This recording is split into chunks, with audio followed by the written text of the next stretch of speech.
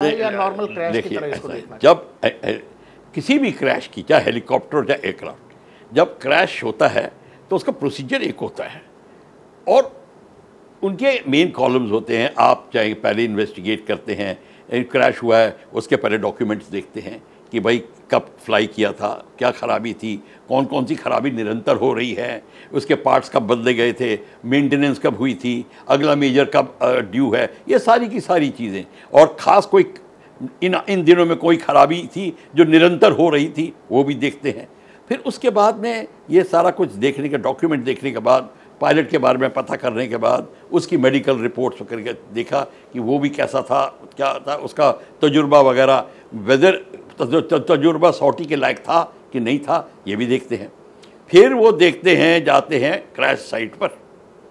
Crash site पर जाते हैं वो, और उसके कई तरीके होते हैं देखने के। मतलब कि अगर आपका जहाज़ किस तरीके से टच डाउन किया है, वो क्या वर्टिकल टच डाउन करा तो उसका स्प्रेड जो होता है अलग होता है, जो स्लांट टच डाउन करता है उसका स्प्रेड फैलता है, उसके प्रोपेलर किस तरीके से मुड़े हैं वो पता चल जाता कि क्या एंगल था, क्या आरपीएम था, आग किस प्रकार की फैली उससे पता चल जाता है, या फ्यूल की आग थी, या बैटरी की आग थी, या कोई और थी, या एक्सप्लोजन था अंदर,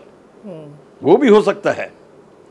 और साथ में आपको फ्लाइट डाटा रिकॉर्डर मिल जाता है। तो फ्लाइट डाटा रिकॉर्डर से आप कोरिलेट करते हैं कि इसकी स्पीड इस टाइम ऐसी थी, एंगल ऐसा था, ये जहाज या पहाड़ी से टकराया, या पेड़ से टकराया, या